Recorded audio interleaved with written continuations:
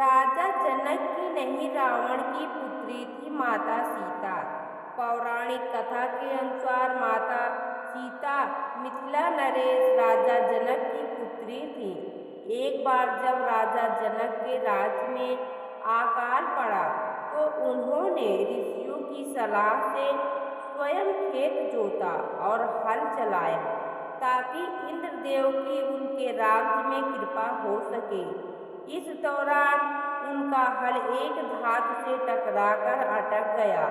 उस स्थान पर राजा जनक को एक कलश प्राप्त हुआ जिसमें एक मुस्कुराती सुंदर कन्या थी। राजा जनक की कोई संतान नहीं थी, इसलिए उन्होंने उस कन्या को अपनी पुत्री मान लिया और उसका नाम सीता रखा। इस प्रकरण से ये स्पष्ट है कि माता सीता के असली पिता राजा जनक तो नहीं थे। अब सवाल उठता है कि सीता उस कलश में कैसे पहुंची थी? कौन थे उनके वास्तविक पिता? इसका जवाब अलग अलग भाषाओं में लिखी गई रामायण और कथाओं में मिलता है। अद्भुत रामायण के अनुसार त्रेता युग में जब लंकापति रावण तीनों लोकों पर अधिकार की चाह लिए तब कर रहा था, तब उसके तप से उत्पन्न तेज के कारण सारा संसार जलने लगा। इससे चिंतित होकर तमाम देवगण ब्रह्मा जी के पास पहुँचे और उनसे संसार को बचाने के लिए प्रार्थना की। तब ब्रह्मा जी रावण के पास पहुँचे और उससे वर मांगने को कहा। रावण ने कहा कि मुझे अमर होने का वरदान दीजिए। ब्रह्मा जी ने अमरता का वरदान देने में असमर्थता जताई। इसके बाद रावण बोला कि मुझे ऐसा वर दीजिए जिससे कि मुझे सुर, असुर, पिशाच, नाग, किन्नर या अप्सरा कोई भी न मार सके। रावण ने कहा, जब मैं अज्ञानता से अपनी ही कन्या पर आसक्त हूँ तब मेरी मृत्यु हो। रावण को यह वरदान देकर ब्रह्मा जी ब्रह्मलोक चले गए।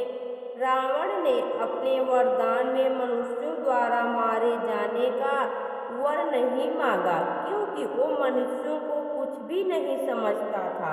ब्रह्मा जी से वरदान पाकर रावण खुद को सर्वशक्तिमान मानने लगा। एक दिन वो दंड कारण्य गया, वहाँ ऋषि मुनि रहते थे। रावण ने उन ऋषियों को मारना ठीक नहीं समझा।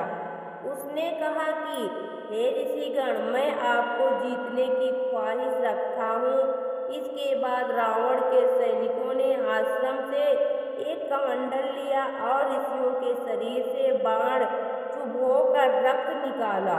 इस रक्त को उस कमंडल में रखकर रावण को सौंप दिया गया। वो कमंडल गत्समद ऋषि का था जो कि 100 पुत्रों के पिता थे। उन्हें एक पुत्री की लालसा थी।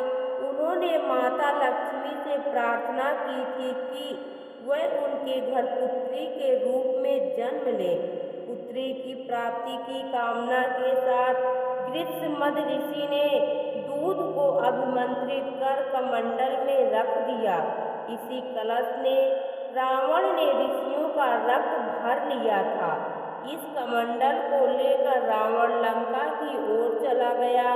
उसने लंका पहुंचकर वह कमंडल अपनी पत्नी मंदोदरी को दिया और कहा कि इस कमंडल में विषैला रक्त भरा हुआ है, इसे संभाल कर रखना। इसके बाद रावण का आतंक लगातार बढ़ने लगा। उसने दानवों, यक्षों, गंधर्वों की कन्याओं का अपहरण कर लिया और मदरांचल, हिमवान और मेरु वनों में रहने लगा। मंदोदरी को ये सब अच्छा नहीं लगा और एक दिन उसने ऐसे जीवन को त्यागने के बारे में सोचा और कमंडल में रखा विषैला रक्त पी लिया। उस कमंडल में अभिमंत्रित दूध भाव से मंदोदरी का गर्भ ठहर गया। ऐसे में उसे लगा कि रावण यहाँ कई सालों से नहीं है।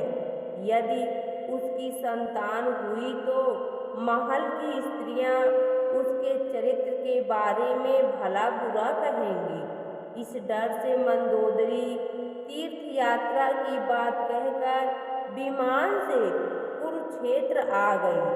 वहां उन्होंने एक कन्या को जन्म दिया और इसे एक कलश में रखकर जमीन में दफना दिया।